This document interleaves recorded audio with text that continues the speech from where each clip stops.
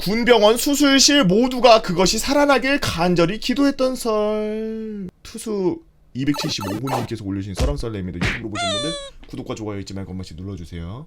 군 병원 수술실에서 의무병으로 만기 제대한 트수 275호입니다. 신비로운 유튜브 알고리즘이 저를 이곳까지 인도하여 트수가 되었는데 저도 슴슴하고 담백한 군대 썰 하나 풀기 위해서 가입했습니다. 사단 의무병으로 군대에 가면 응급대기 운전병과 둘셋이서 의무실에서 먹고 자며 젖과 꿀이 범람하는 군생활을 할 수 있다는 친구들의 말에 현혹되어 무조건 의무병이 되겠다는 일념하에 대학 졸업하고 모집병으로 입대하였습니다. 경쟁률이 빡세서 관련 학과 라이센스가 있으면 100% 확정으로 의무병이 될 수 있었기 때문입니다. 내가 어디로 가는지도 모르고 보충대에서 뿌려지는 게 정상이지만 의무학교에서 자대 배치를 인트라넷으로 조회할 수 있는 기회가 주어주었고 마음속으로 제발 17, 제발 17, 제발 17사, 제발 17, 17, 17, 17, 17 되뇌었지만 군병원이야. 네 위로 의무병 선임만 100명이야. 응급 환자가 들어와서 새벽에 급성 충수염 수술을 하는 경우가 아주 빈번했기 때문에 참 짬찌 시절에는 저는 새벽에 초병을 서고 들어와 바로 수술실로 근무 투입하였습니다. 다시 내려와서 아침 점호받고 정상적인 일과를 다시 투입하는 노비의 삶을 계속 살았죠. 근무 취침은 당직병을 섰던 행정병, 병동 의무병들이나 받지 우리 수술실은 그런 거에 대한 부대의 규정도 배려도 없었습니다. 매일 잠을 2시간, 3시간 끊어자다 보면 뇌가 쪼그라든다는 말을 실감했는데 수술실에서 모든 것이 실제 상황이기 때문에 가라를 친다든지 한번 꾸벅 존다든지 같은 게 용납이 전혀 안 되는 곳이라 진짜 김연아 선수의 맥심 화이트 골드를 생으로 씹어먹으면서 하루를 견뎌나갔죠. 여느 간부들과 마찬가지로 간호장교 또한 자신의 업무를 병사들에게 넘기는 뻔뻔함이 심했고 짬과 인간 혐오 게이지를 동시에 쌓아가던 어느 날 리얼로 긴급한 응급수술 환자가 들어온다는 연락을 받았습니다. 저는 주말에 주간 초병을 서서 피곤에 쩔어 있었지만 제 뇌는 이미 다른 방향으로 절여져 있었기 때문에 이럴 때 최선임이 나서야지 하는 사명감에 취해버려서 후임을 응급대기 시키고 제가 대신 들어갔습니다. 사실 수술은 군의관이 다 하는 거지만 급하게 수술복으로 갈아입는 그 순간만큼은 제가 드라마의 해바라기 안재욱이었죠. 아담한 체격의 환자는 수술대로 향하는 내내 공포와 고통에 몸부림을 치고 있었고 전신 마취를 보조하고 뒤를 돌아봤더니 수술실에 들어올 일 없는 비뇨기과 군의관이 손을 씻고 있습니다. 이 환자의 미래의 자식들의 생명이 달린 총각을 다투는 고자란이 상황이라는 걸 직감했죠. 아마 대부분의 남자들은 공감하실 텐데요. 소중이는 너무나도 소중해서 누군가가 고관이 다치면 그 장면만 보더라도 자신의 것이 저려오죠. 마치 사해일루 하여 감각을 공유하는 것과 비슷합니다. 사해일루가 뭐죠? 이거 주석 달아주세요, 편집자분. 그 가엾은 친구의 오른쪽 고환은 정상이었으나 왼쪽은 영 좋지 못한 빛깔을 띠고 있었습니다. 오른쪽은 뽕알인데 왼쪽은 봉알인 상태였죠. 괜시리 제 브레이브맨 안에 라인을 재조정하며 저도 급하게 그리고 어느 날보다 꼼꼼하게 손을 씻었습니다. 이 우뽕 좌봉 사태를 일으킨 질병은 정계정맥류라고 하는데 하지정맥류의 정맥류와 의미가 같습니다. 불알로 들어가는 동맥과 불알에서 피가 나오는 정맥이 있는데 이 불알 정맥이 이리저리 꼬이고 부풀어져 버려서 정상적으로 혈액순환을 못하는 것이죠. 골든타임은 8시간.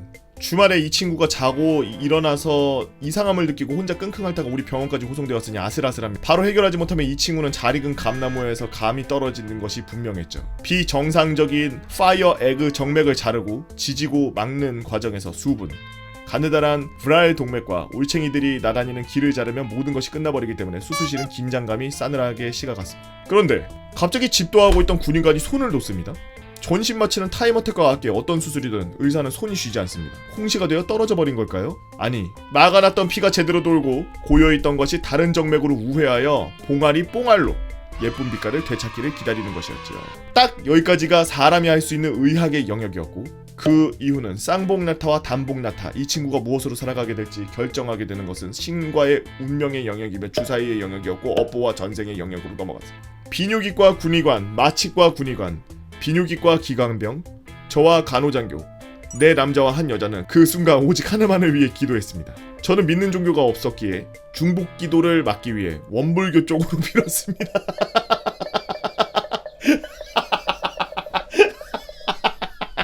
다른 신한테 빌어야 되니까 그 기도가 하늘에 닿았는지 즉각적인 크기의 변화는 없었지만 좌봉의 온기가 차오르는 걸 육안으로 확인할 수 있었죠. 모두의 얼굴에 번지는 미소와 안도의 한숨, 저는 가장 부드럽고 온화하게 그 친구를 마취해서 깨워 집중 치료실로 넘겼습니다. 거사를 치르고 흡연장에서 평소에 접할 기회가 없던 비뇨기과 군의관에게 사정을 들을 수가 있었습니다. 공교로운 친구는 새삼 공교롭게도 선천적으로 정기정맥류가 있었는데 증상이 없다가 자는 도중에 갑자기 스스로 화나버린 주지가 음낭을 영 좋지 못한 방향으로 압박하였고 빙알이 꼬여버린 설상가상의 상태였다고 했죠.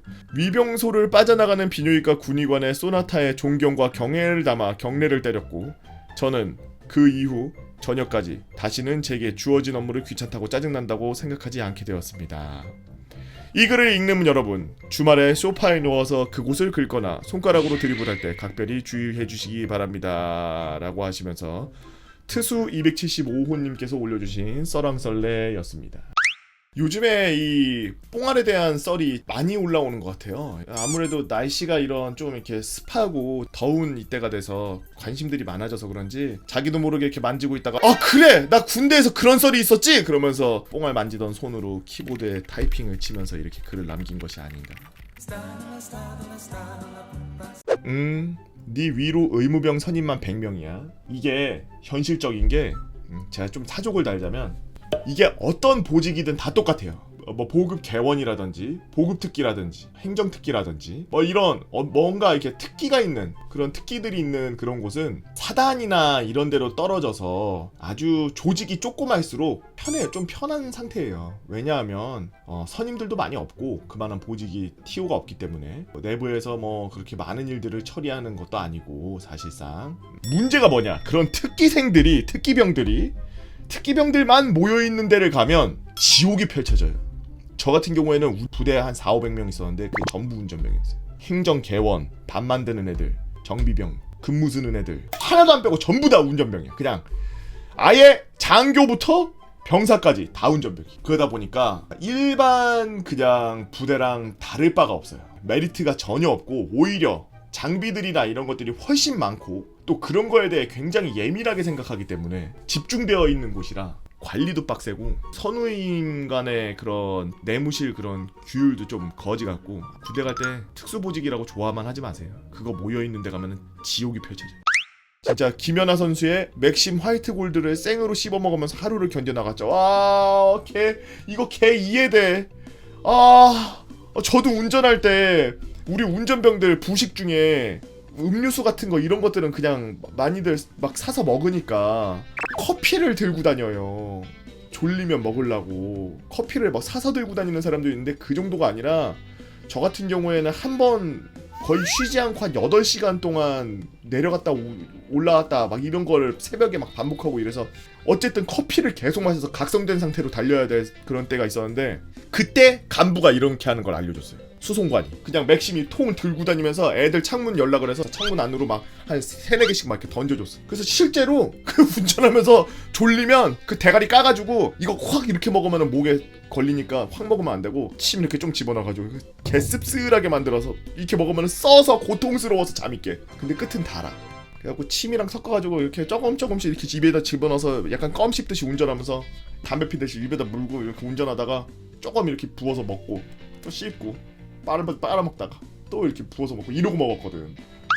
이 완전히 무슨 게임 그 새로 발매하는데 좀비하고 그리고 2차 세계대전하고 합쳐놓은 약간 이런 느낌이에요. 하이브리드 느낌. 그러니까 잘 나가는 것만 모아놓은 느낌? 마치 영화에서 미스테리랑 이집트랑 합쳐놓는 거. 보통 감독들이 시리즈물 만들다가 끝물돼서 어그로 한번 끌려면 이집트로 가거든요. 모든 시리즈가.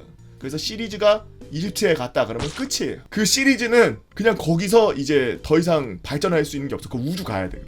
저도 옛날에 학교에서 까불다가 의자 사이에 걸려가지고 한쪽을 잃을 뻔했던 아주 급박한 상황임에도 불구하고 허벅지와 알 사이인 사타구니 거기 살이 조금 찢어진 걸 선생님들에게 바지 위로 피가 스며 나오는 걸 보여주면서 부락쳐가지고 며칠 동안 쉬었던 아름다운 기억이 있네요. 여러분들 뽕알에 어떤 추억이 있나요? 우리나라의 남자 인구가 몇 명이냐? 한 2천만 명이라고 하면 그러면은 2천만 명이 2개씩 알고 있으니까 4천만 개의 알. 흥미진진한데요. 여러분들의 재미난 이야기 네이버 카페 개보고 팬 다 모여라 개팬다로 오셔서 썰랑썰레 게시판에다가 글 남겨주시면 유튜브로 작업해서 업로드하도록 하겠습니다. 유튜브로 보시는 분들 구독과 좋아요 잊지 말고 한 번씩 눌러주시고요. 오늘도 나라를 위해서 고생하고 계시는 우리 국군 장병 여러분 진심으로 감사의 말씀